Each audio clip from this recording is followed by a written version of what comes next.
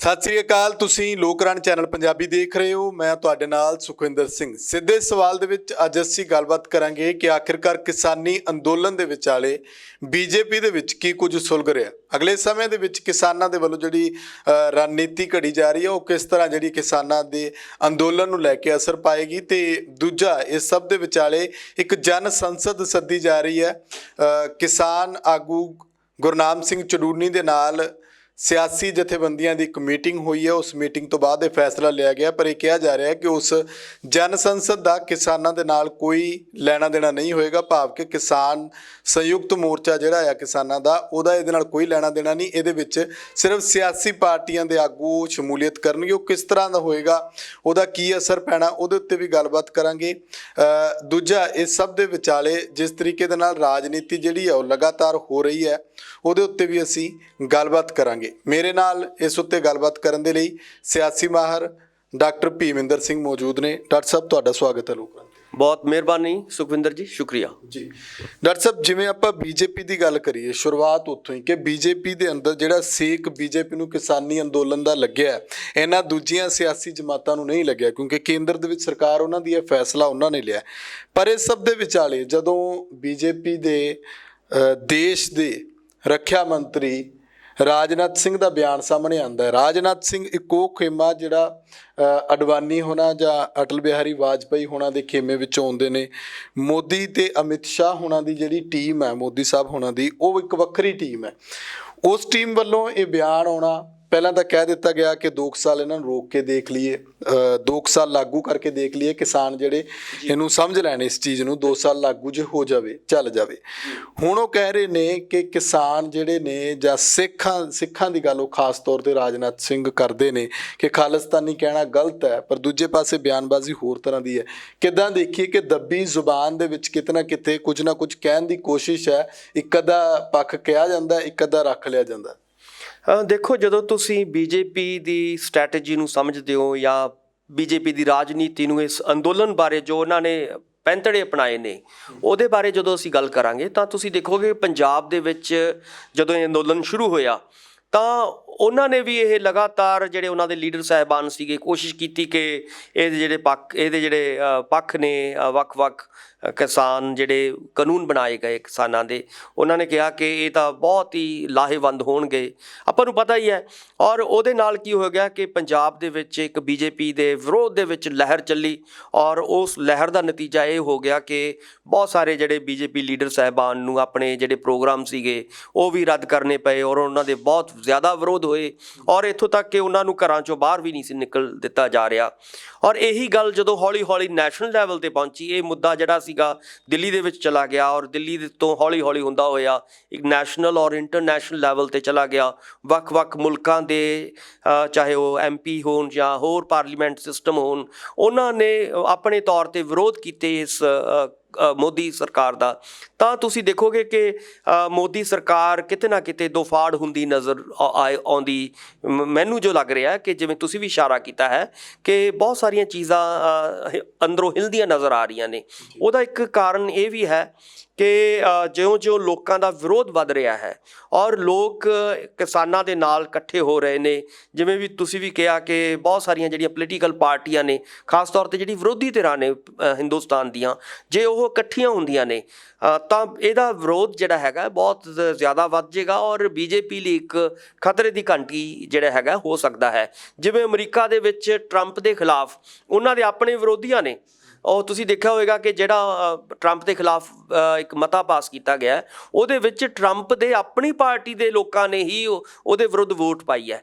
ਸੋ ਲਗਭਗ ਉਹੀ ਜਿਹੜਾ ਹੈਗਾ, ਜੇ ਇਹ ਹਿੰਦੁਸਤਾਨ ਦੇ ਵਿੱਚ ਵਾਪਰਦਾ ਹੈ, ਜੇ ਬੀਜੇਪੀ ਅੰਦਰੋਂ ਟੁੱਟਦੀ ਹੈ ਤਾਂ ਲਾਜ਼ਮੀ ਤੌਰ 'ਤੇ ਆਉਣ ਵਾਲੇ ਸਮੇਂ ਦੇ ਵਿੱਚ ਮੋਦੀ ਸਰਕਾਰ ਲਈ ਇਹ ਸੌਖਾ ਨਹੀਂ ਹੋਏਗਾ ਕਿ ਇਹ ਕਾਨੂੰਨ ਜਿਹੜੇ ਨੇ ਮਤਲਬ ਇਸ ਤਰ੍ਹਾਂ ਲਾਗੂ ਰਹਿਣਗੇ। ਉਹਨੂੰ ਇਹ ਵੀ ਡਾਕਟਰ ਸਾਹਿਬ ਇੱਥੇ ਇਹ ਵੀ ਮੰਨ ਲਿਆ ਜਾਵੇ ਕਿ ਸੰਭਾਵੀ ਤੌਰ ਦੇ ਉੱਤੇ ਕਿ ਹੋ ਸਕਦਾ ਹੈ ਕਿ ਕੋਈ ਫਤਵਾ ਜਾਰੀ ਕਰ ਦਿੱਤਾ ਜਾਵੇ ਕਿਸਾਨਾਂ ਦੇ ਹੱਕ ਵਿੱਚੋਂ ਜਾਂ ਕਿਸਾਨਾਂ ਦੇ ਖਿਲਾਫ ਵਿੱਚੋਂ। ਬੀਜੇਪੀ ਦੇ ਤਮਾਮ ਜਿਹੜੇ ਵੱਡੇ ਸੀਨੀਅਰ ਆਗੂ ਨੇ ਜਾਂ ਲੋਕ ਸਭਾ ਮੈਂਬਰ ਨੇ ਜਾਂ MLAs ਨੇ ਜਾਂ ਜਿੱਥੇ ਸਰਕਾਰਾਂ ਨੇ, ਉਹਨਾਂ ਦੇ ਕੋਲ ਲਿਜਾ ਕੇ ਉਹਨਾਂ ਨੂੰ ਕਲੀਅਰ ਸਟੈਂਡ ਲਿਆ ਜਾਵੇ ਕਿ ਤੁਸੀਂ ਕਿਸਾਨਾਂ ਦੇ ਨਾਲ ਹੋ ਕਿ ਤੁਸੀਂ ਖੇਤੀ ਖੇਤੀ ਕਾਨੂੰਨਾਂ ਦੇ ਹੱਕ ਵਿੱਚ ਹੋ, ਫਿਰ ਜਿਹੜੇ ਉਹ ਫਤਵਾ ਦੇਣਗੇ ਤੇ ਫਿਰ ਪਤਾ ਲੱਗ ਜਾਏਗਾ ਕਿ ਸਰਕਾਰ ਕਿੱਥੇ ਕੁ ਤੱਕ ਸਟੈਂਡ ਕਰਦੀ ਹੈ। ਸੋ ਇਹ ਮੈਂ ਉਹੀ ਕਹਿਣਾ ਕਿ ਹੌਲੀ ਹੌਲੀ ਦੇਖੋ, ਮੈਂ ਨਹੀਂ ਕਹਿੰਦਾ, ਕਿਉਂਕਿ ਬੀਜੇਪੀ ਇਹ ਆਪਣੇ ਆਪ ਨੂੰ ਇਹ ਮੰਨਦੀ ਹੈ ਕਿ ਅਸੀਂ ਦੁਨੀਆ ਦੀ ਸਭ ਤੋਂ ਵੱਡੀ ਪਾਰਟੀ ਹਾਂ। ਜਿਵੇਂ ਉਹਨਾਂ ਦੀ ਫੋਲੋਇੰਗ ਹੈ, ਜਿਵੇਂ ਉਹਨਾਂ ਦੇ ਮੁਹੱਲੇ ਵਾਈਜ਼, ਔਰ ਮੈਨੂੰ ਲੱਗਦਾ ਕਿ ਪਿੰਡ ਸ਼ਹਿਰ ਹਰ ਤਰ੍ਹਾਂ ਦੇ ਜਿਹੜੇ ਨੇ ਉਹਨਾਂ ਦੀਆਂ ਜਥੇਬੰਦੀਆਂ, ਲਗਭਗ 55 ਜਥੇਬੰਦੀਆਂ ਨੇ ਉਹਨਾਂ ਦੀਆਂ, ਔਰ ਜਿਹਦੇ ਵਿੱਚ ਕਿਸਾਨੀ ਮੋਰਚਾ ਵੀ ਸ਼ਾਮਲ ਹੈ, ਜਿਹਦੇ ਵਿੱਚ ਮੁਲਾਜ਼ਮ ਵੀ ਨੇ, ਜਿਹਦੇ ਵਿੱਚ ਵਿਦਿਆਰਥੀ ਵੀ ਨੇ, ਜਿਹਦੇ ਵਿੱਚ ਹੋਰ ਬਹੁਤ ਸਾਰੇ ਲੋਕ ਨੇ। ਲਗਭਗ 55 ਸੰਘ ਜਿਹੜੇ ਨੇ ਉਹਨਾਂ ਦੇ ਆਪਾਂ ਮੰਨਦੇ ਹਾਂ, RSS ਤੋਂ ਲੈ ਕੇ ਹੋਰ ਬਹੁਤ ਸਾਰੇ ਨੇ। ਪਰ ਖੇਤੀ ਕਾਨੂੰਨਾਂ ਕਰਕੇ ਗ੍ਰਾਫ ਤਾਂ ਡਿੱਗਿਆ ਹੋਣਾ ਨਾ। ਲੋਕ ਤਾਂ ਜਿਹੜੇ ਹੁਣ ਬੀਜੇਪੀ, ਜੇ ਆਪਾਂ ਪੰਜਾਬ ਦੀ ਇਕੱਲੇ ਦੀ ਗੱਲ ਕਰ ਲਈਏ, ਇੱਥੇ ਤਾਂ ਬੀਜੇਪੀ ਆਗੂਆਂ ਦਾ ਘਰਾਂ ਤੋਂ ਨਿਕਲਣਾ ਔਖਾ ਕੀਤਾ ਹੋਇਆ ਕਿਸਾਨਾਂ ਨੇ, ਤੇ ਕੋਈ ਤਾਂ ਇਹ ਚਾਹੁੰਦਾ ਵੀ ਨਹੀਂ ਕਿ ਕਿਸੇ ਨੂੰ ਪਤਾ ਲੱਗੇ ਕਿ ਅਸੀਂ ਬੀਜੇਪੀ ਦੇ ਵਿੱਚੋਂ ਆ, ਤੇ ਕਿਤੇ ਇਹ ਨਾ ਹੋਵੇ ਕਿ ਵਿਰੋਧ ਝੱਲਣਾ ਪੈ ਜੇ। ਜੀ ਮੈਂ ਇਹੀ ਕਹਿਣਾ ਕਿ ਪੰਜਾਬ ਦੇ ਵਿੱਚ ਤਾਂ ਇਹ ਹੋ ਚੁੱਕਿਆ ਹੈ, ਪੰਜਾਬ ਦੇ ਵਿੱਚ ਤਾਂ ਬੀਜੇਪੀ ਦਾ ਲਗਭਗ ਸਫਾਇਆ ਹੋ ਚੁੱਕਿਆ ਹੈ। ਪਰ ਇਹ ਜਿੱਥੋਂ ਤੱਕ ਬਾਕੀ ਸਟੇਟਾਂ ਦੀ ਗੱਲ ਹੈ, ਇਸ ਤੋਂ ਬਾਅਦ ਮੈਂ ਕਹਿਣਾ ਕਿ ਹਰਿਆਣੇ ਦੀ ਵਾਰੀ ਹੈ। ਜੇ ਕੱਲ ਨੂੰ JJP ਹਰਿਆਣੇ ਦੇ ਵਿੱਚੋਂ ਆਪਣੀ ਜਿਹੜੀ ਹੈਗੀ ਹੈ ਵਾਗਡੋਰ ਖਿੱਚਦੀ ਹੈ, ਤਾਂ ਲਾਜ਼ਮੀ ਤੌਰ ਤੇ ਹਰਿਆਣੇ ਦੀ ਸਰਕਾਰ ਡਿੱਗਣ ਦਾ ਜਿਹੜਾ ਹੈਗਾ ਖਤਰਾ ਮੰਡਰਾ ਰਿਹਾ, ਲਗਾਤਾਰ ਮੰਡਰਾ ਰਿਹਾ। ਔਰ BJP ਵਾਲੇ ਲਗਾਤਾਰ JJP ਦੇ ਉੱਤੇ ਪ੍ਰੈਸ਼ਰ ਬਣਾ ਰਹੇ ਨੇ ਕਿ ਸਾਡੇ ਤੋਂ ਉਹ ਕਿਤੇ ਟੁੱਟ ਨਾ ਜਾਣ। ਸੋ ਜੇ ਹਰਿਆਣੇ ਦੇ ਵਿੱਚ ਸਰਕਾਰ ਕੱਲ ਨੂੰ ਟੁੱਟਦੀ ਹੈ, ਤਾਂ ਇਹਦਾ ਅਸਰ ਤੁਸੀਂ ਦੇਖੋਗੇ ਬਹੁਤ ਤੇਜ਼ੀ ਦੇ ਨਾਲ ਬਾਕੀ ਸਟੇਟਾਂ ਦੇ ਵਿੱਚ ਵੀ ਪਏਗਾ। ਔਰ ਸੈਂਟਰ ਲੈਵਲ ਦੀ ਜਿਹੜੀ ਲੀਡਰਸ਼ਿਪ ਹੈ, ਜਿਹਦੇ ਤੁਸੀਂ ਇਸ਼ਾਰਾ ਕਰ ਰਹੇ ਹੋ, ਰਾਜਨਾਥ ਸਿੰਘ ਜਾਂ ਹੋਰ ਜਿਹੜੇ ਉਹਨਾਂ ਦੇ ਜਿਹੜੇ ਉਸ ਖੇਮੇ ਦੇ ਜਿਹੜੇ ਲੀਡਰ ਨੇ, ਉਹ ਉਹਨਾਂ ਦੇ ਵਿਚਕਾਰ ਦੋ ਫਾੜ ਪੈਣਾ ਲਾਜ਼ਮੀ ਹੈ। ਔਰ ਜੇ ਇਹ ਤਾਂ ਹੋਏਗਾ ਜੇ ਪ੍ਰੈਸ਼ਰ ਜ਼ਿਆਦਾ ਵਧੇਗਾ, ਜੇ ਬਾਕੀ ਪਾਰਟੀਆਂ ਇਕੱਠੀਆਂ ਹੁੰਦੀਆਂ ਨੇ, ਮੋਦੀ ਸਰਕਾਰ ਦੇ ਉੱਤੇ ਜ਼ਿਆਦਾ ਪ੍ਰੈਸ਼ਰ ਬਣਾਉਂਦੀਆਂ ਨੇ, ਤਾਂ ਇਹ ਟੁੱਟਣ ਦੀਆਂ ਸੰਭਾਵਨਾਵਾਂ ਹੋ ਸਕਦੀਆਂ ਨੇ। ਅਦਰਵਾਈਜ਼ ਨਹੀਂ ਤਾਂ ਕੀ ਹੋਏਗਾ, ਜੇ ਮੰਨ ਲਓ ਨਹੀਂ ਹੁੰਦਾ ਇਹ, ਤਾਂ BJP ਜਿਹੜੀ ਹੈਗੀ ਆ ਉਹ ਕਿਸਾਨਾਂ ਦੇ ਉੱਤੇ ਹੌਲੀ ਹੌਲੀ ਸ਼ਿਕੰਜਾ ਕਸ਼ਣ ਦੀ ਕੋਸ਼ਿਸ਼ ਹੈ। ਜਿਵੇਂ ਹੁਣ ਤੁਸੀਂ ਦੇਖਿਆ ਹੋਏਗਾ ਕਿ ਉਹਨਾਂ ਨੇ ਵੱਖ-ਵੱਖ ਏਜੰਸੀਆਂ ਤੋਂ, ਕਦੇ ਉਹ ਕਿਸੇ ਏਜੰਸੀ ਤੋਂ ਆੜ੍ਹਤੀਆਂ ਦੇ ਉੱਤੇ ਜਾਂ ਹੋਰ ਲੋਕਾਂ ਦੇ ਟਰਾਂਸਪੋਰਟਰਾਂ ਦੇ ਉੱਤੇ, ਜਾਂ ਅੱਜ ਜਿਹੜਾ ਕੱਲ੍ਹ ਦਾ ਬਿਆਨ ਹੈ ਉਹਦੇ ਵਿੱਚ ਜਿਹੜੇ ਉਹਨਾਂ ਨੂੰ ਕਹਿ ਰਹੀ ਹੈ ਕਿ ਇਹ ਸਿੱਖ ਜਿਹੜੇ ਨੇ ਖਾਲਿਸਤਾਨੀ ਨੇ, ਔਰ ਇੱਥੇ ਜਿਹੜਾ ਹੈਗਾ ਉਹਨਾਂ ਦੇ ਨੂੰ ਫਤਵੇ ਜਾਰੀ ਕੀਤੇ ਗਏ ਨੇ। ਸੋ ਇਹ ਜਿਹੜੀਆਂ ਇੱਦਾਂ ਦੀਆਂ ਜਿਹੜੀਆਂ ਕੂਟਨੀਤੀਆਂ ਅਪਣਾ ਰਹੀ ਹੈ BJP, ਇੱਥੋਂ ਇਹ ਵੀ ਲੱਗਦਾ ਹੈ ਕਿ ਉਹ ਅਜੇ ਕਿਸਾਨਾਂ ਦੇ ਸੰਘਰਸ਼ ਨੂੰ ਹੋਰ ਪਰਖਣਾ ਚਾਹੁੰਦੀ ਹੈ। ਕਿਸਾਨਾਂ ਦੀ ਜਿਹੜੀ ਸਹਿਜਤਾ ਹੈ, ਕਿਸਾਨਾਂ ਦਾ ਜਿਹੜਾ ਉਹਦੇ ਵਿੱਚ ਜਿਹੜਾ ਹੈਗਾ ਸੰਘਰਸ਼ ਦੇ ਵਿੱਚ ਉਹਨਾਂ ਦੀ ਜਿਹੜੀ ਇੱਕ ਲੰਮੇ ਸਮੇਂ ਦੀ ਜਿਹੜੀਆਂ ਚਾਲਾਂ ਨੇ, ਕੂਟਨੀਤੀਆਂ ਨੇ, ਉਹਨਾਂ ਨੂੰ ਉਹ ਅਜੇ ਨਜ਼ਰਅੰਦਾਜ਼ ਜਾਣਬੁੱਝ ਕੇ ਕਰ ਰਹੀ ਹੈ, ਉਹਨਾਂ ਨੂੰ ਅਜੇ ਹੋਰ ਪਰਖਣਾ ਚਾਹੁੰਦੀ ਹੈ। ਇਸ ਸਭ ਦੇ ਵਿਚਾਲੇ ਰਾਜਨਾਥ ਸਿੰਘ ਦਾ ਬਿਆਨ ਮਾਇਨੇ ਬੜਾ ਰੱਖਦਾ, ਆਪਾਂ ਇਸੇ ਕਰਕੇ ਉਹ ਤੇ ਚਰਚਾ ਕੀਤੀ ਹੈ। ਦੂਜੀ ਗੱਲ ਇਹ, ਰਾਜਨਾਥ ਸਿੰਘ ਹੁਣਾਂ ਨੂੰ ਸਵਾਲ ਇਹ ਵੀ ਪੁੱਛਿਆ ਜਾਂਦਾ ਹੈ ਕਿ 26 ਜਨਵਰੀ ਬਾਰੇ, ਕਿਉਂਕਿ ਰੱਖਿਆ ਮੰਤਰੀ ਨੇ ਉੱਥੇ ਤਮਾਮ ਫੌਜਾਂ ਜਿਹੜੀਆਂ ਨੇ, ਸਾਰੇ ਜਲ ਸੈਨਾ, ਥਲ ਸੈਨਾ ਵਗੈਰਾ ਹੋਰ ਸਾਰੀਆਂ ਸੈਨਾਵਾਂ ਜਿਹੜੀਆਂ ਉੱਥੇ ਭਾਗ ਲੈਂਦੀਆਂ ਨੇ, ਇੱਕ ਵੱਡੀ ਕਮਾਨ ਉਸ ਵੇਲੇ ਰੱਖਿਆ ਮੰਤਰੀ ਦੇ ਹੱਥਾਂ ਵਿੱਚ ਹੁੰਦੀ ਹੈ। ਤਾਂ ਉਹ ਇਹ ਗੱਲ ਕਹਿੰਦੇ ਨੇ ਕਿ 26 ਜਨਵਰੀ ਦੀ ਪਰੇਡ ਵੀ ਹੋਏਗੀ, ਕਿਸਾਨ ਵੀ ਆਪਣੀ ਪਰੇਡ ਕਰਨ, ਪਰ ਜੋ 26 ਜਨਵਰੀ ਨੂੰ ਜਿਹੜੀ ਪਰੇਡ ਹੋਣੀ ਹੈ ਦੇਸ਼ ਦੇ ਗਣਤੰਤਰ ਦਿਹਾੜੇ ਨੂੰ ਲੈ ਕੇ, ਉਹਦੇ ਵਿੱਚ ਕੋਈ ਖਲਲ ਕਿਸਾਨ ਨਹੀਂ ਪਾਉਣਗੇ। ਇਸ ਗੱਲ ਦੇ ਉੱਤੇ ਯਕੀਨ ਕਰਦੇ ਨੇ। ਮਤਲਬ ਕਿ ਉਹ ਇੱਕ ਪਾਸੇ ਕਿਸਾਨਾਂ ਨੂੰ ਇਹ ਸਮਝਾਉਣ ਦੀ ਜਾਂ ਸਮਝਣ ਦੀ ਕੋਸ਼ਿਸ਼ ਕਰ ਰਹੇ ਨੇ ਕਿ ਨਰਮੀ ਦੇ ਨਾਲ ਚੱਲਿਆ ਜਾਵੇ, ਹੌਲੀ ਹੌਲੀ ਅੱਗੇ ਦੇਖੋ ਹੁੰਦਾ ਕੀ ਹੈ। ਦੇਖੋ, ਕਿਸਾਨ ਵੀ ਇਹ ਲਗਾਤਾਰ ਕਹਿ ਰਹੇ ਨੇ ਕਿ ਸਾਡਾ ਜਿਹੜਾ 26 ਦਾ ਸੰਘਰਸ਼ ਹੋਏਗਾ ਬਹੁਤ ਸ਼ਾਂਤਮਈ ਹੋਏਗਾ। ਇਹਦੇ ਵਿੱਚ ਉਹਨਾਂ ਦਾ ਮਕਸਦ ਕੋਈ ਉਸ ਜਿਹੜੀ ਸਰਕਾਰੀ ਜਿਹੜੀ ਪਰੇਡ ਹੋਏਗੀ ਉਹਦੇ ਵਿੱਚ ਕੋਈ ਖਲਲ ਪਾਉਣਾ ਨਹੀਂ ਹੋਏਗਾ। ਉਹਨਾਂ ਨੇ ਕਿਹਾ ਕਿ ਸਾਡਾ ਮਕਸਦ ਹੋਰ ਹੈ, ਅਸੀਂ ਤਾਂ ਲੋਕਾਂ ਨੂੰ ਜਾਗਰੂਕ ਕਰਨਾ ਚਾਹੁੰਦੇ ਹਾਂ, ਅਸੀਂ ਤਾਂ ਲੋਕਾਂ ਨੂੰ ਇਹ ਦੱਸਣਾ ਚਾਹੁੰਦੇ ਹਾਂ ਕਿ ਇਹ ਕਾਲੇ ਕਾਨੂੰਨ ਕਿਉਂ ਖਤਰਨਾਕ ਨੇ। ਸੋ ਇਸ ਕਰਕੇ ਕਿਸਾਨਾਂ ਦਾ ਮਕਸਦ ਹੋਰ ਹੈ, ਔਰ ਉਹ ਸ਼ਾਂਤਮਈ ਤਰੀਕੇ ਦੇ ਨਾਲ ਇਹ ਸੰਘਰਸ਼ ਨੂੰ ਕਰਨਾ ਚਾਹੁੰਦੇ ਨੇ। ਇਸ ਕਰਕੇ ਇਹ ਜਿਹੜਾ ਹੈਗਾ ਰਾਜਨਾਥ ਸਿੰਘ ਦਾ ਬਿਆਨ ਆਉਣਾ, ਇੱਕ ਮੈਨੂੰ ਲੱਗਦਾ ਹੈ ਕਿ ਕਿਸਾਨਾਂ ਦੇ ਪੱਖ ਵਿੱਚ ਜਾ ਰਿਹਾ, ਔਰ BJP ਲਈ ਇਹ ਮਤਲਬ ਕੋਈ ਚੰਗਾ ਬਿਆਨ ਨਹੀਂ ਹੋ ਸਕਦਾ। ਇਹ BJP ਮੈਨੂੰ ਲੱਗਦਾ ਹੈ ਕਿ ਜਿਵੇਂ ਇਹ ਅੜੀ ਕਰ ਰਹੀ ਹੈ, ਜਿਵੇਂ ਉਹ ਹੰਕਾਰੀ ਦਿਖ ਰਹੀ ਹੈ, ਖਾਸ ਤੌਰ ਤੇ ਜਿਹੜਾ ਮੋਦੀ ਦਾ ਜਿਹੜਾ ਕੋਟਰੀ ਹੈ, ਮੋਦੀ ਦੀ ਕੋਟਰੀ ਜਿਹੜਾ ਜਿਸ ਕਿਸਮ ਦੀ ਹੰਕਾਰੀ ਬਿਰਤੀ ਰੱਖ ਰਹੀ ਹੈ ਇਸ ਕਿਸਾਨ ਅੰਦੋਲਨ ਦੇ ਪ੍ਰਤੀ, ਉਸ ਨੂੰ ਜਿਹੜਾ ਹੈਗਾ ਮੈਨੂੰ ਲੱਗਦਾ ਕਿ ਕਿਸਾਨ ਸੰਘਰਸ਼ ਜਿਹੜਾ ਹੈਗਾ ਇਹਦੀ ਲਗਾਤਾਰਤਾ ਔਰ ਇਹਦੀ ਤਾਕਤ ਜਿਹੜੀ ਹੈਗੀ ਹੈ, ਇਹੀ ਤਰੀਕਾ ਹੈ ਕਿ ਆਪਣੀ ਸ਼ਕਤੀ ਪ੍ਰਦਰਸ਼ਨ ਕਰਨ ਦਾ, ਤਾਂ ਹੀ ਇਹ ਜਿਹੜੇ ਨੇ ਕਾਲੇ ਕਾਨੂੰਨ ਵਾਪਸ ਹੋ ਸਕਦੇ ਨੇ, ਅਦਰਵਾਈਜ਼ ਬੜਾ ਮੁਸ਼ਕਲ ਹੋ ਜਾਏਗਾ। ਜੀ ਡਾਕਟਰ ਸਾਹਿਬ, ਕਿਸਾਨ ਤਾਂ ਆਪਣਾ ਸ਼ਕਤੀ ਪ੍ਰਦਰਸ਼ਨ ਕਰਨਗੇ। ਹੁਣ ਇਸ ਸਭ ਦੇ ਵਿਚਾਲੇ ਜੇ ਆਪਾਂ ਗੱਲ ਕਰੀਏ ਕਿ ਜਨ ਸੰਸਦ ਬੁਲਾਉਣ ਦੀ ਗੱਲ, ਜਿਹੜੀ ਸਿਆਸੀ ਪਾਰਟੀਆਂ ਵੱਖੋ ਵੱਖਰੀਆਂ ਉਹ ਇਕੱਠੀਆਂ ਹੋ ਰਹੀਆਂ, ਤਕਰੀਬਨ ਜਿਹੜੀ ਮੀਟਿੰਗ ਹੋਈ ਆ ਗੁਰਨਾਮ ਸਿੰਘ ਚੜੂਨੀ ਹੋਣਾ ਦੇ ਨਾਲ, ਜਾਂ ਉਹ ਕਹਿੰਦੇ ਕਿ ਸਮਾਜ ਸੇਵੀ ਵਿੱਚ ਬੈਠੇ ਸੀ, ਉੱਥੇ ਕਾਂਗਰਸ ਦੇ ਲੋਕ ਸਭਾ ਮੈਂਬਰ ਜਿਹੜੇ ਪੰਜਾਬ ਵਾਲੇ ਨੇ ਉਹ ਬੈਠੇ ਸੀਗੇ, ਤੇ ਦੂਜੀ ਗੱਲ ਆਮ ਆਦਮੀ ਪਾਰਟੀ ਦੇ ਵਿੱਚੋਂ ਵੀ ਸੁਖਪਾਲ ਸਿੰਘ ਖਹਿਰਾ ਵੀ ਇੱਧਰੋਂ ਬੈਠੇ ਸੀ, ਦਮਦਮੀ ਜਿਹੜਾ ਅਕਾਲੀ ਦਲ ਟਕਸਾਲੀ ਹੈ ਤੇ ਅਕਾਲੀ ਦਲ ਡੈਮੋਕ੍ਰੈਟਿਕ ਹੈ, ਇਹਨਾਂ ਦੇ ਆਗੂ ਵੀ ਕਿਤੇ ਨਾ ਕਿਤੇ ਉਹਦੇ ਵਿੱਚ ਸ਼ਾਮਲ ਹੋਣਗੇ। ਇਸ ਤੋਂ ਇਲਾਵਾ ਉਹ ਕਹਿੰਦੇ ਬਾਕੀ ਪਾਰਟੀਆਂ ਨੂੰ ਵੀ ਜਿਹੜਾ ਹੋਰ ਵੀ ਸੱਦਾ ਦਿੱਤਾ ਜਾਏਗਾ, CPI CPM ਵਗੈਰਾ, ਉਹ ਸਾਰੇ ਆਉਣਗੇ। ਕੀ ਮੰਨਦੇ ਹੋ ਕਿ ਇਸ ਜਨ ਸੰਸਦ ਦਾ ਜਿਹੜੀ 22 ਤੇ 23 ਜਨਵਰੀ ਨੂੰ ਸੱਦਣੀ ਹੈ, ਉਹਦਾ ਕੋਈ ਅਸਰ ਹੋਏਗਾ? ਹਾਲਾਂਕਿ ਕਿਸਾਨ ਜਥੇਬੰਦੀਆਂ ਕਹਿੰਦੀਆਂ ਕਿ ਅਸੀਂ ਨਾ ਤਾਂ ਆਪਣੀ ਸਟੇਜ ਤੇ ਇਹਨਾਂ ਨੂੰ ਚੜ੍ਹਨ ਦਿੱਤਾ, ਨਾ ਚੜ੍ਹਨ ਦਿਆਂਗੇ ਸਿਆਸੀ ਪਾਰਟੀਆਂ ਨੂੰ, ਇਹ ਆਪਣਾ ਵੱਖਰਾ ਜੋ ਪਲਾਨ ਕਰਦੀਆਂ ਨੇ, ਜੇ ਉਹਦੇ ਨਾਲ ਸਰਕਾਰ ਤੇ ਅਸਰ ਪੈਂਦਾ ਤਾਂ ਵੈਲ ਐਂਡ ਗੁੱਡ ਆ। ਹਾਂ ਦੇਖੋ, ਬਿਲਕੁਲ ਇਹ ਸਟ੍ਰੈਟਜੀ ਮੈਨੂੰ ਲੱਗਦਾ ਕਿ ਇੱਕ ਵਧੀਆ ਸਟ੍ਰੈਟਜੀ ਹੈ, ਕਿਉਂਕਿ ਤੁਸੀਂ ਦੇਖੋਗੇ ਜੇ 32 ਕਿਸਾਨ ਜਥੇਬੰਦੀਆਂ ਇਕੱਠੀਆਂ ਹੋ ਕੇ ਮੋਦੀ ਦੇ ਖਿਲਾਫ ਲੜ ਸਕਦੀਆਂ ਨੇ, ਤਾਂ ਜਿਹੜੀਆਂ ਵਿਰੋਧੀ ਧਿਰਾਂ ਨੇ, ਵੱਖ-ਵੱਖ ਵਿਰੋਧੀ ਧਿਰਾਂ, ਜਿਵੇਂ ਜਿਨ੍ਹਾਂ ਦਾ ਤੁਸੀਂ ਇਸ਼ਾਰਾ ਕਰ ਰਹੇ ਹੋ, ਜਿਹਦੇ ਵਿੱਚ ਆਮ ਆਦਮੀ ਪਾਰਟੀ, ਅਕਾਲੀ ਦਲ ਜਾਂ ਹੋਰ ਜਿਹੜੇ ਕਾਂਗਰਸ, ਮੈਨੂੰ ਲੱਗਦਾ ਕਿ ਇਹਨਾਂ ਨੂੰ ਕੱਲੇ-ਕੱਲੇ ਪ੍ਰਦਰਸ਼ਨ ਕਰਨ ਦੀ ਬਜਾਏ, ਕੁਝ ਦਿਨ ਪਹਿਲਾਂ ਜਿਵੇਂ ਕਾਂਗਰਸ ਨੇ ਕੱਲੇ-ਕੱਲੇ ਕੀਤਾ, ਇਹਨਾਂ ਨੂੰ ਇਕੱਠੇ ਹੋ ਕੇ ਜੇ ਇੱਕ ਏਕਾ ਦਿਖਾਉਣਗੀਆਂ ਪਾਰਟੀਆਂ ਇਹ, ਔਰ ਕਿਸਾਨੀ ਸੰਘਰਸ਼ਾਂ ਦੇ ਨਾਂ ਦੇ ਉੱਤੇ ਜਾਂ ਕਿਸਾਨੀ ਸੰਘਰਸ਼ਾਂ ਦੇ ਝੰਡੇ ਦੇ ਥੱਲੇ ਜੇ ਇਹ ਲੜਨਗੀਆਂ, ਤਾਂ ਲਾਜ਼ਮੀ ਤੌਰ ਤੇ ਇਹਦਾ ਅਸਰ ਮੋਦੀ ਸਰਕਾਰ ਦੇ ਉੱਤੇ ਬਹੁਤ ਗਹਿਰਾ ਪੈ ਸਕਦਾ ਹੈ। ਸੋ ਇਹ ਇੱਕ ਚੰਗੀ ਸਟ੍ਰੈਟਜੀ ਹੋਏਗੀ। ਔਰ ਪਰ ਕਿਉਂਕਿ ਇਹ ਕਿਸਾਨ ਜਿਵੇਂ ਕਹਿ ਰਹੇ ਨੇ ਕਿ ਸਾਡਾ ਗੈਰ ਰਾਜਨੀਤਿਕ ਸੰਘਰਸ਼ ਹੋਏਗਾ ਔਰ ਹੈ, ਇਸ ਲਈ ਉਹ ਆਪਣੀ ਸਟੇਜਾਂ ਦੇ ਉੱਤੇ ਰਾਜਨੀਤਿਕ ਪਾਰਟੀਆਂ ਵਾਲੇ ਲੋਕਾਂ ਨੂੰ ਨਹੀਂ ਬੁਲਾ ਰਹੇ।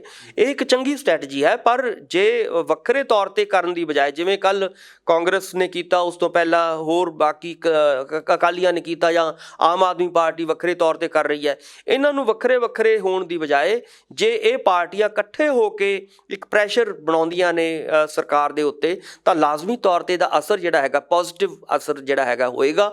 ਔਰ ਇਹਦਾ ਚੰਗੀ ਗੱਲ ਹੈ ਕਿ ਉਹ ਜਿਹੜੀਆਂ ਤਰੀਕਾਂ ਮਿੱਥੀਆਂ ਗਈਆਂ ਨੇ, ਜੇ ਉਹ ਉਦਣ ਸਭਾਵਾਂ ਬੁਲਾਉਂਦੀਆਂ ਨੇ ਔਰ ਗੱਲਬਾਤ ਹੁੰਦੀ ਆ ਉਹਦੇ ਵਿੱਚ, ਤਾਂ ਇਹਦੇ ਪੋਜ਼ਿਟਿਵ ਜਿਹੜਾ ਹੈਗਾ ਅਸਰ ਪਏਗਾ, ਇਹਦਾ ਕੋਈ ਨੈਗੇਟਿਵ ਅਸਰ ਨਹੀਂ ਜਾਏਗਾ। ਇੱਕ ਡਾਕਟਰ ਸਾਹਿਬ, ਅੱਜ ਸੁਪਰੀਮ ਕੋਰਟ ਦੇ ਵਿੱਚ ਸੁਣਵਾਈ ਹੈ, ਕਿਸਾਨ ਜਿਹੜੇ ਨੂੰ ਲਗਾਤਾਰ ਉਸ ਕਮੇਟੀ ਨੂੰ ਨਹੀਂ ਮੰਨਦੇ, ਉਹਨਾਂ ਦੇ ਬਿਆਨ ਸਾਹਮਣੇ ਆ ਰਹੇ ਨੇ, ਜੋ ਕੁਝ ਸੁਪਰੀਮ ਕੋਰਟ ਨੇ ਜਿਹੜੀ ਕਮੇਟੀ ਬਣਾਈ ਸੀ, ਹਾਲਾਂਕਿ ਭਾਵੇਂ ਉਹ 'ਚ ਭੁਪਿੰਦਰ ਸਿੰਘ ਮਾਨ ਵੀ ਪਾਸੇ ਹੋ ਗਏ।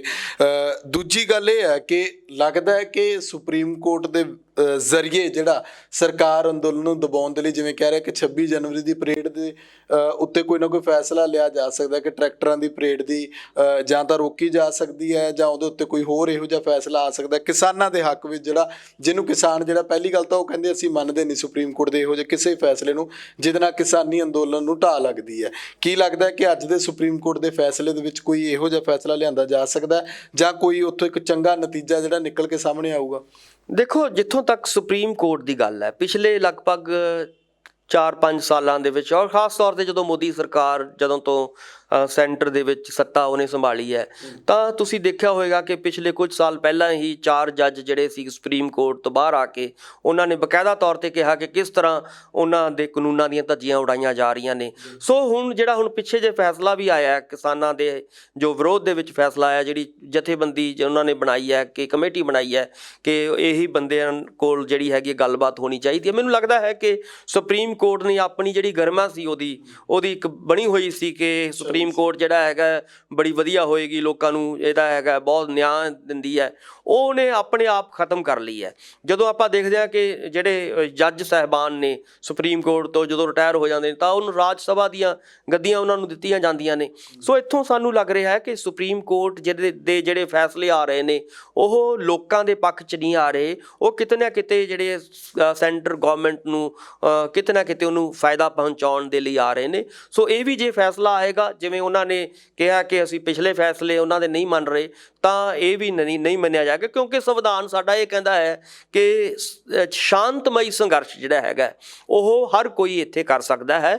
ਜੇ ਕਿਸਾਨ ਇਹ ਕਹਿੰਦੇ ਨੇ ਕਿ ਅਸੀਂ ਉਸ ਜਿਹੜੀ ਉਹਨਾਂ ਦੀ ਪਾਰਲੀਮੈਂਟ ਜਾਂ ਸਰਕਾਰ ਦੀ ਜਿਹੜੀ ਉਸ ਦਿਨ ਜੋ ਵੀ ਉਹਨਾਂ ਦਾ ਹੋਏਗੀ ਕਾਰਵਾਈ, ਅਸੀਂ ਉਸ ਤੋਂ ਵੱਖਰੀ ਕਾਰਵਾਈ ਕਰਾਂਗੇ, ਅਸੀਂ ਵੱਖਰਾ ਪ੍ਰਦਰਸ਼ਨ ਕਰਨਾ ਚਾਹੁੰਦੇ ਹਾਂ, ਸ਼ਾਂਤਮਈ ਪ੍ਰਦਰਸ਼ਨ ਹੋਏਗਾ। ਸੋ ਇਸ ਕਰਕੇ ਉਹਨਾਂ ਨੂੰ ਪ੍ਰਦਰਸ਼ਨ ਕਰਨ ਦੇਣਾ ਚਾਹੀਦਾ। ਚਾਹੀਦਾ ਹੈ। ਇਹਦੇ ਵਿੱਚ ਤਾਂ ਕੋਈ ਮਤਲਬ ਉਹਨਾਂ ਨੂੰ ਸੁਪਰੀਮ ਕੋਰਟ ਨੂੰ ਦਖਲਅੰਦਾਜ਼ੀ ਨਹੀਂ ਕਰਨੀ ਚਾਹੀਦੀ। ਸ਼ੁਕਰੀਆ ਡਾਕਟਰ ਸਾਹਿਬ, ਬਹੁਤ ਬਹੁਤ ਧੰਨਵਾਦ। ਸੋ ਸਾਡੇ ਨਾਲ ਮੌਜੂਦ ਸਨ ਡਾਕਟਰ ਭੀਮਿੰਦਰ ਸਿੰਘ, ਸਿਆਸੀ ਮਾਹਰ, ਜਿਨ੍ਹਾਂ ਨੇ ਦੱਸਿਆ ਕਿ ਸੁਪਰੀਮ ਕੋਰਟ ਤੋਂ ਉਮੀਦ ਜਿਹੜੀ ਆ ਉਹ ਸਾਰੇ ਇਹੀ ਲਾਉਂਦੇ ਨੇ ਕਿ ਫੈਸਲਾ ਜਿਹੜਾ ਉਹ ਕਿਸਾਨਾਂ ਦੇ ਮਤਲਬ ਕਿ ਹਿੱਤ ਵਿੱਚ, ਕਿਸਾਨਾਂ ਦੇ ਹਿੱਤਾਂ ਨੂੰ ਧਿਆਨ ਵਿੱਚ ਰੱਖ ਕੇ ਹੋਣਾ ਚਾਹੀਦਾ, ਤਾਂ ਕਿ ਕਿਸੇ ਵੀ ਤਰ੍ਹਾਂ ਕਿਸਾਨ ਜਿਹੜੇ ਨੇ ਇਹ ਨਾ ਸਮਝਣ ਕਿ ਸਾਨੂੰ ਜਿਹੜਾ ਉਹ ਦਰਕਿਨਾਰ ਕੀਤਾ ਗਿਆ ਜਿਸ ਤਰੀਕੇ ਨਾਲ ਪਿੱਛੇ ਫੈਸਲੇ ਆਏ ਨੇ। ਹੁਣ ਅਗਲੀ ਗੱਲ ਜਿਹੜੀ ਹੈ ਉਹ ਅੱਜ ਕੀ ਕੁਝ ਨਿਕਲ ਕੇ ਸਾਹਮਣੇ ਆਉਂਦਾ ਉਹਦੇ ਉੱਤੇ ਵੀ ਨਜ਼ਰ ਰਹੇਗੀ।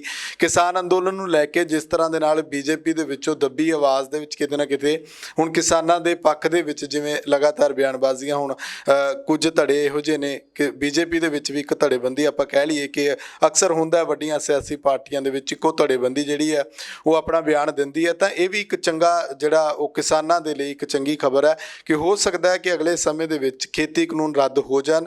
ਹਾਲਾਂਕਿ ਭਾਵੇਂ ਤੋਮਰ ਸਾਹਿਬ ਕਹਿੰਦੇ ਨੇ ਕਿ ਖੇਤੀ ਕਾਨੂੰਨ ਰੱਦ ਨਹੀਂ ਹੋਣੇ, ਸੋਧਾਂ ਉੱਤੇ ਗੱਲ ਹੋਏਗੀ, 19 ਜਨਵਰੀ ਨੂੰ ਵੀ ਗੱਲਬਾਤ ਹੋਣੀ ਹੈ। ਕੀ ਕੁਝ ਨਿਕਲ ਕੇ ਸਾਹਮਣੇ ਆਉਂਦਾ ਕਿਉਂਕਿ ਇੱਥੇ ਸਿਆਸਤ ਹੈ, ਕੋਈ ਪਤਾ ਨਹੀਂ ਕੱਲ੍ਹ ਨੂੰ ਜਾਂ ਅਗਲੇ ਭਲਕ ਕਿਹੜਾ ਫੈਸਲਾ ਨਿਕਲ ਕੇ ਸਾਹਮਣੇ ਆਉਂਦਾ ਜਿਹਦੇ ਨਾਲ ਜਿਹੜਾ ਉਹ ਕਿਤੇ ਨਾ ਕਿਤੇ ਅੰਦੋਲਨ ਦੀ ਦਿਸ਼ਾ ਬਦਲ ਸਕਦੀ ਹੈ। ਇਸ ਸਭ ਦੇ ਬਾਰੇ ਤੁਸੀਂ ਆਪਣੇ ਵਿਚਾਰ ਕਮੈਂਟ ਜ਼ਰੂਰ ਕਰਿਓ। ਸਿੱਧੇ ਸਵਾਲ ਦੇ ਵਿੱਚ ਫਿਲਹਾਲ ਦੇ ਲਈ ਇੰਨਾ ਹੀ। ਮੈਨੂੰ ਇਜਾਜ਼ਤ ਦਿਓ। ਲੋਕਰਾਨ ਚੈਨਲ ਪੰਜਾਬੀ ਨੂੰ ਸਬਸਕ੍ਰਾਈਬ ਕਰੋ। ਧੰਨਵਾਦ।